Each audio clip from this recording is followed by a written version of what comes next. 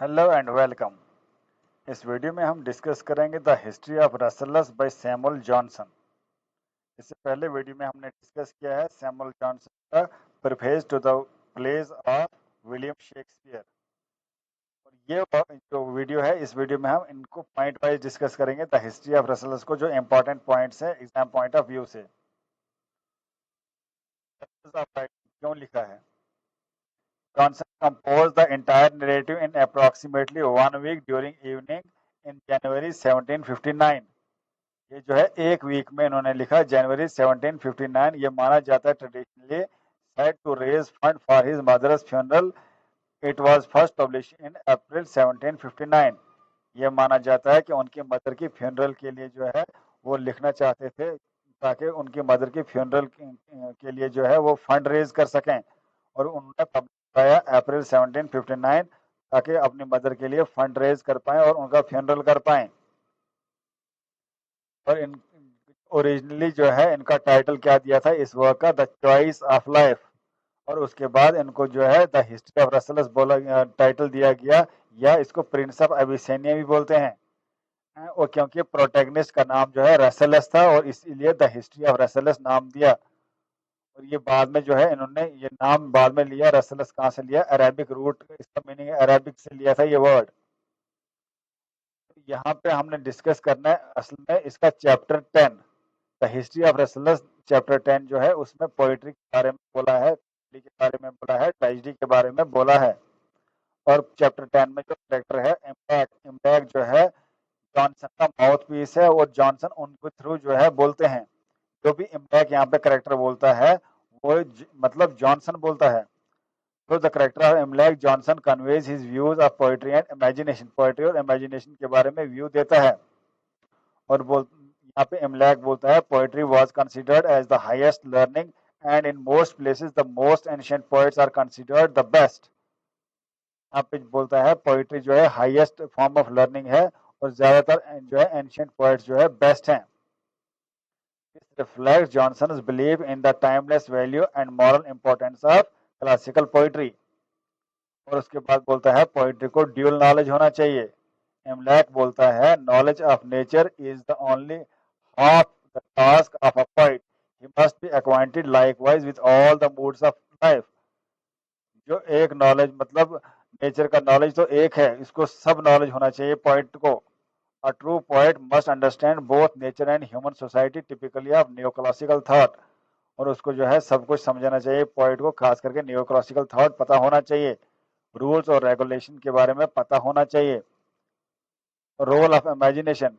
In later chapter, Johnson reflects a neoclassical belief that imagination should help express universal truth, not wild fantasies।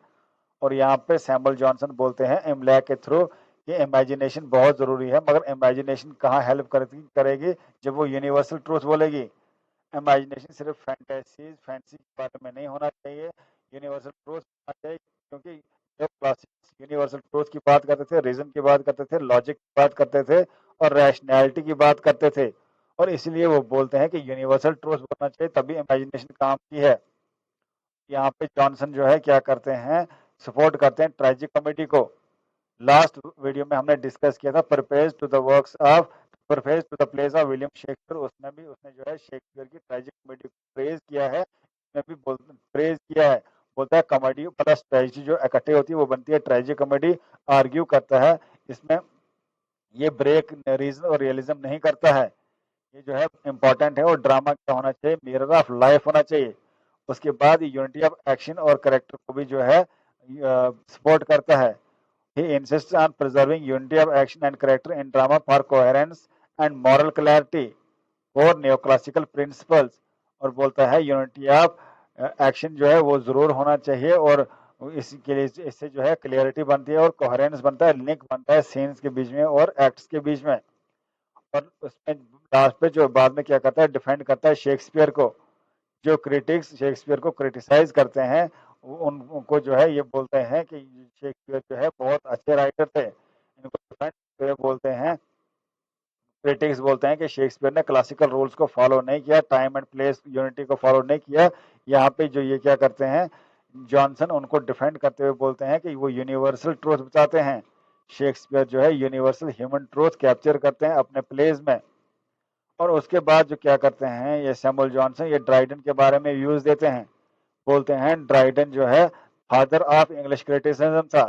The father of English criticism जो है था वो था John Dryden. और उनके लिए बोलते हैं he found it brick and he left it marble. बोलता है इंग्लिश क्रिटिसिज्म को या इंग्लिश को उसने ब्रिक की तरह, छोटे पत्थर की तरह पाया और उसको बाद उसको एक मार्बल की तरह बनाया। और उसके बाद पोप के बारे में बोलते हैं despite Pope flaws Johnson firmly believed in his greatness. बोलता है पोप के बड़े फ्लॉज थे मगर उनके फ्लॉज के बावजूद वो एक ग्रेट पोएट थे। और उनके लिए बोलते हैं if Pope be not a poet where is poetry to be found. बोलते हैं अगर पोप पोएट नहीं है तो पोएट्री कहाँ मिलेगी। इतना जबरदस्त पोएट तो पोप ही था। उसके बाद एडिसन के बारे में बोलते हैं, उसको एडमायर करते हुए बोलते हैं the model of middle style. हैं वो मिडिल स्टाइल के मॉडल थे। और उसको डिस्क्राइब करते हुए बोलते हैं knowledge is the most alluring form not Lofty and austere but accessible and familiar. ये सब जो है जॉन ड्राइडन के लिए बोलते हैं पहले, फिर उसके बाद अलेक्जेंडर पोप के लिए बोलते हैं, उसके बाद एडिसन के लिए बोलते हैं। सैमुअल जॉनसन का तो हिस्ट्री ऑफ रेसलर्स और प्रिंस एवेसिनिया हमने डिस्कस कर लिया डिटेल में, सारे इंपॉर्टेंट पॉइंट्स जो है इंक्लूड किए। यही लिटरेरी क्रिटिसिज्म में आ सकता है। अगर नियो क्लासिकल लिटरेरी क्रिटिसिज्म में जो है सैमुअल जॉनसन पे क्वेश्चन पूछा जाए तो इनमें से ही पूछा जा सकता है। मिलते हैं नेक्स्ट वीडियो में, तब तक के लिए बाय। इस चैनल को सब्सक्राइब जरूर करें।